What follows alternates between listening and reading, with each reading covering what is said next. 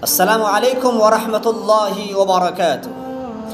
أيها المستمعون الكرام والذين في صدورهم قلوب مرفرفة، إن لديكم إلماما تاما بأن المسجد الشهير المعروف في العالم كله، المسجد البابري المنسوب إلى حاكم مغولي ظهير الدين محمد بابر الواقع في أتر براديش بالهند، الذي استشهد في 6 من ديسمبر سنة 92 و1900 بأيدي أعداء الإسلام والمسلمين المنسوبين إلى منظمة متطرفة وهي منظمة RSS، ثم حولت هذه الأرض إلى هندوتوا في 9 من نوفمبر سنة 19 لا شك أيها الناس أن هذا الحل والقرار الذي قدمها أصحاب المحكمة العليا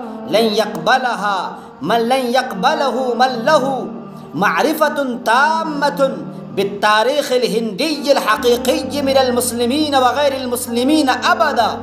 يا أيها البررة الذين في قلوبهم حماسة دينية، لماذا أنتم صامدون؟ وما هذا الجمود الذي قد استولى عليكم؟